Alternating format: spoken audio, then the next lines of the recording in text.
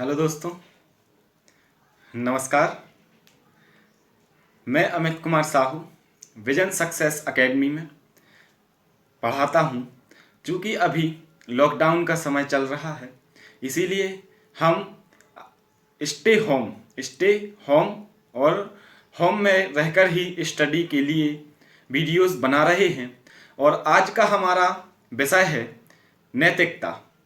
चूँकि यह नैतिकता मध्य प्रदेश लोक सेवा आयोग के पेपर 4 से संबंधित है, जो कि 200 नंबर का 200 अंक का प्रश्न पत्र होता है। इसमें हम आज बात करेंगे बौद्ध धर्म और जैन धर्म में नैतिकता के विषय में।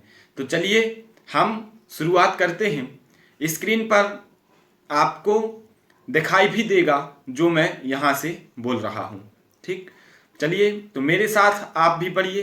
हो सके तो पेन और कॉपी लेकर बैठिए, जिससे आप बौद्ध धर्म में नैतिकता और जैन धर्म में नैतिकता के लिए अपने हैंड रिटन नोट्स भी बना सकें, जिससे आपको क्या बार बार रिवीजन करने में आसानी हो। तो चलिए हम बात करते हैं बौद्ध धर्म में नैतिकता की। सबसे पहले बौद्ध धर्म में नैतिकता, एथिक्स इन बुद्धिज्म। तो आप स्क्रीन पर भी देखते जाइएगा। बौद्ध नैतिकता में जो मनुष्य हैं, मतलब हम और आप जैसे जो मनुष्य हैं, उनके द्वारा मनमाने ढंग से स्वयं के उपयोगितावादी उद्देश्य के लिए बनाए गए मानक नहीं हैं। जिस प्रकार अभी हम देखते हैं कि हमारे उद्देश्य सिर्फ उपयोगितावादी होते हैं।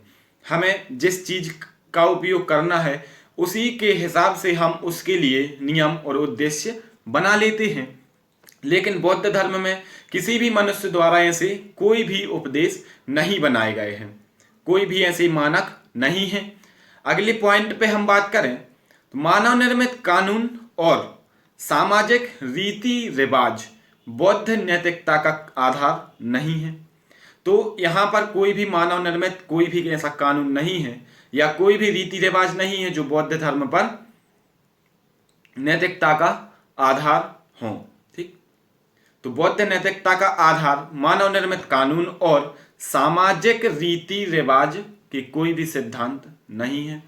बौद्ध नैतिकता की नींव बदलते सामाजिक रीति रिवाजों पर नहीं, जो अभी रीति रिवाज लगातार बदल रही हैं। कोई भी समाज है, कोई भी सामाजिक रीति रिवाज है, अपने मनुष्य अपने अनुसार जिस प्रकार से उसे उपयोग करना होता है, अपने उपयोगितावादी नजरिए को आधार बनाते हुए वह उसे बदल देता है। लेकिन बौद्ध की नैतिकता जो है, नैतिकता की जो नींव है, नींव का पत्थर जिसे हम बोलें, तो बौद्ध की जो नैतिकता है उसकी नींव बदलती सामाजिक रीति रिवाजों पर आधारित नहीं है, बल्कि वह प्रकृति के अपरिवर्तनीय, जिस प्रकार प्रकृति अपरिवर्तनीय है तो प्रकृति के अपरिवर्तनीय कानूनों पर उसकी नींव रखी गई है। तो ये हुआ एथिक्स इन बुद्धिज्म, बौद्ध धर्म में नैतिकता। अब हम बात करेंगे अगले पॉइंट के रूप में बौद्ध धर्म का धर्माचरण। किस प्रकार से वो जो बौद्ध के अनुयायी होते हैं वह अपने धर्म का आचरण करते हैं। तो चलिए हम बात करें तो बौद्ध नैतिकता किसी कार्रवाई की अच्छाई या बुराई का आकलन उस इरादे या प्रेरणा के आधार पर करती है। तो बौद्ध की जो नैतिकता है वह अच्छाई या बुराई का आकलन उस इरादे या प्रेरणा के आधार पर करती है जिससे वह उत्पन्न हुई है।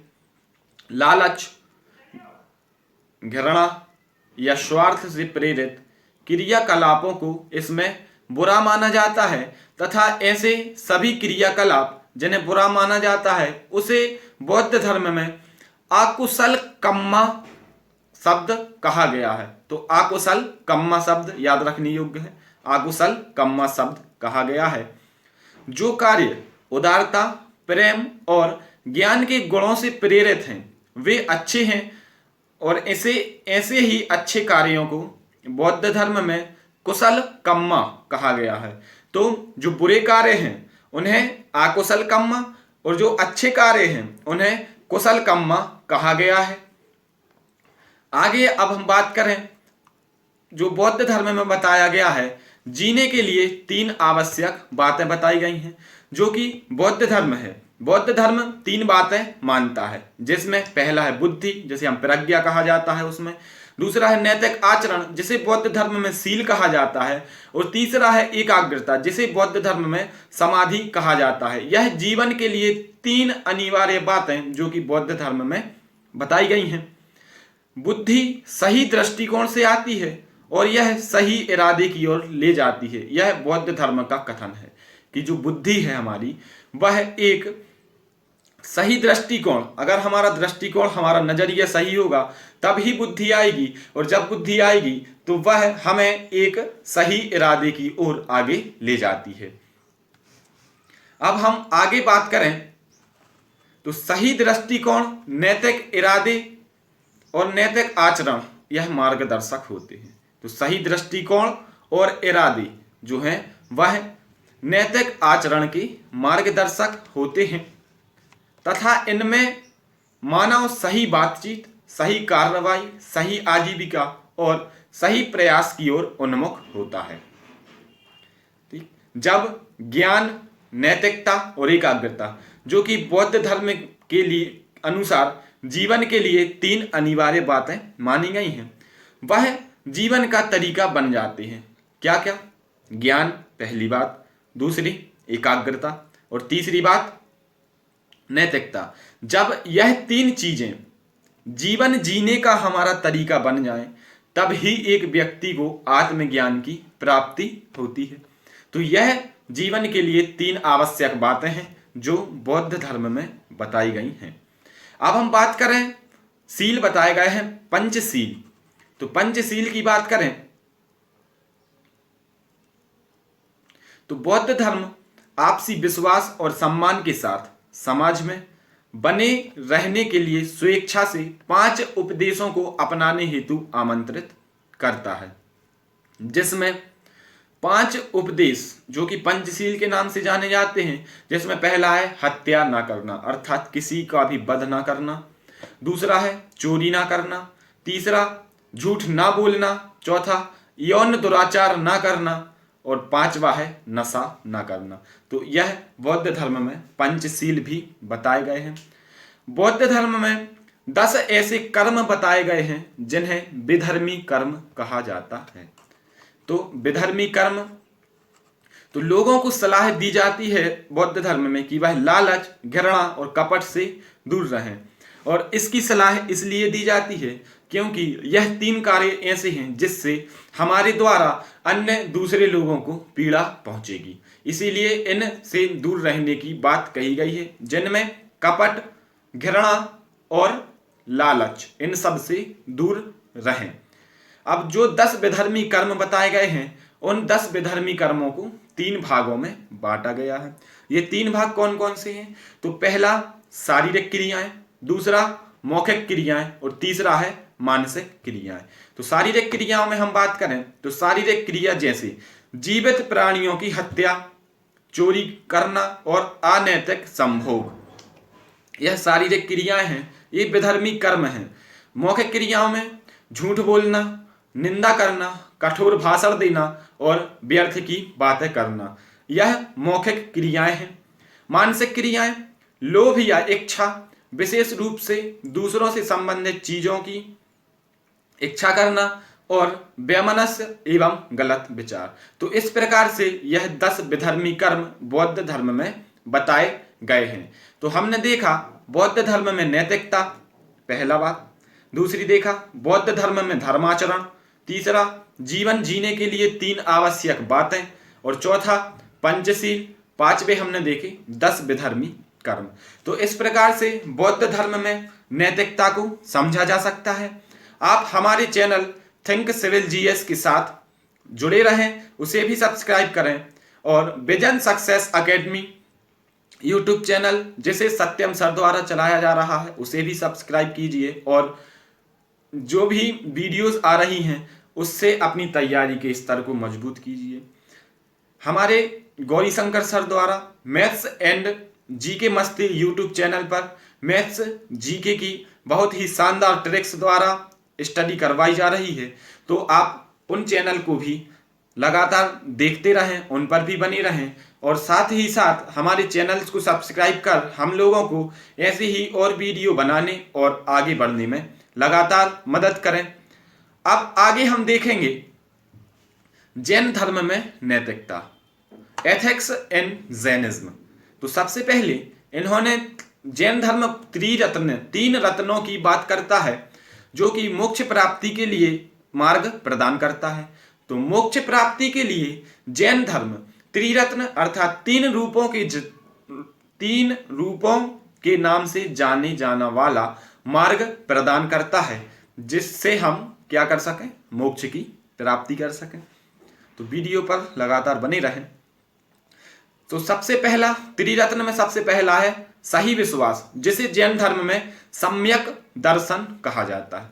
दूसरा सही ज्ञान, जिसे सम्यक ज्ञान कहा जाता है। और तीसरा है सही आचरण, जिसे सम्यक चरित्र कहा जाता है। अब हम आगे बात करें तो सही विश्वास अर्थात सम्यक दर्शन, सही ज्ञान अर्थात सम्यक ज्ञान और सही आचरण अर्थात सम्यक चरित्र।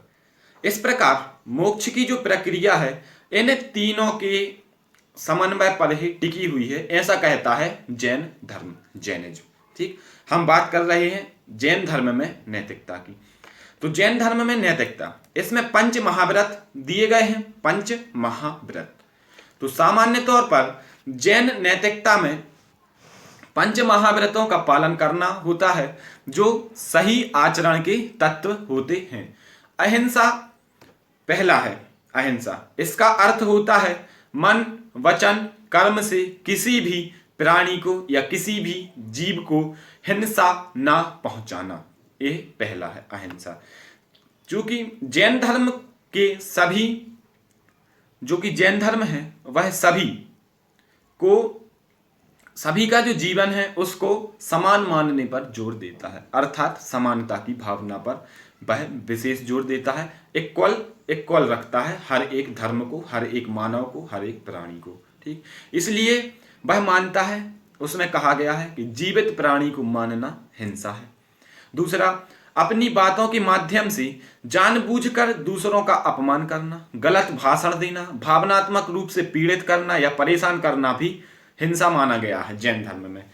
चूंकि एक गृहस्थ हिंसा के बिना जीवन जी नहीं सकता है, इसलिए उसे दूसरों को न्यूनतम चोट के साथ ही अपने ही जो भी सांसारिक जिम्मेदारियां हैं, जो गतिविधियां हैं, उनका निर्वहन करना चाहिए, ऐसा जैन धर्म कहता है। और जैन धर्म कहता है कि हमें अपने भोजन के लिए अर्थात हमें अपने खाने के लिए जीवित प्राणियों को नहीं मारना चाहिए, अर्थात जानवरों को मारना जैन धर्म में सख्त मना किया गया है। अब दूसरे की हम बात करें, 5 महाव्रत में पहला हो गया अहिंसा। अब दूसरे की हम बात कर रहे हैं जो कि है सत्य। तो असत्य से संयम अर्थात मन, वचन और कर्म से असत्य को त्याग कर देना। ठीक, तो दूसरा 5 महाव्रत सत्य बोलना, जिसमें बताया जाता है कि मन, वचन, कर्म से असत्य को हमें त्याग कर देना है। यदि किसी का जीवन खतरे में भी है, जैन धर्म ऐसा कहता है कि यदि किसी का जीवन खतरे में भी है तो भी हमें सत्य बोलने से परहेज नहीं करना चाहिए, हमें असत्य का टोटल त्याग करना होगा। ठीक, तो असत्य का हम टोटल त्याग करें, ऐसा जैन धर्म कहता है। लेकिन यदि सत्य का परिणाम किन्हीं दूसरों को नुकसान पहुंचाने के लिए है, अपना जीवन अगर खतरे में हो तो भी व्यक्ति को सच बताने में कोई संकोच नहीं करना चाहिए, ऐसा जैन धर्म कहता है। लेकिन वहीं दूसरी ओर जैन धर्म यह भी कहता है यदि सत्य का परिणाम दूसरों को नुकसान पहुंचाता है, क्योंकि जैन धर्म की मूल जो आत्मा है वह है किसी भी प्राणी मात्र को नुकसान नहीं पहुंचाया जाए किसी दूसरे प्राणी के द्वारा। तो यदि किसी भी प्राणी के लिए वह सत्य, आपका जो सत्य है जो आप बोलेंगे वह किसी भी तरीके से नुकसानदेह है, तो इस स्थिति में हमें झूठ बोलना उचित है। तो हम ऐसे मामलों में झूठ भी बोल सकते हैं, ऐसा कहता है जैन धर्म। अब तीसरा 5 महाव्रत आता है अस्तेय। तो तीसरा जो पंच महाव्रत है वह है अस्तेय। अस्तेय अर्थात चोरी करने से संयम। चोरी हमें नहीं करना है, यह जैन धर्म कहता है। तो चोरी के विभिन्न आयाम भी बताता है, जैसे जो दूसरे लोग हैं उनकी संपत्ति को अपना बनाना या आप चुरा लेना, यह चोरी है। दूसरों को चोरी करने के लिए आप निर्देशित करें, उसको आप आगे जाके बताएं कि आप उसके दूसरे के यहां जाकर चोरी करें, यह भी निर्देशित करना भी चोरी है। और चोरी की अगर कोई भी संपत्ति है, जैसे आपने किसी के साथ में चोरी की है या किसी को आपने बताकर चोरी की है, उसके साथ उस संपत्ति को बांटना भी चोरी है। तो ये चोरी के विभिन्न आयाम होते हैं। अगला है ब्रह्मचर्य। ब्रह्मचर्य अर्थात कामुक और आकस्मिक सुखों से संयम, अर्थात यौन सुखों से हमें संयम बरतना चाहिए।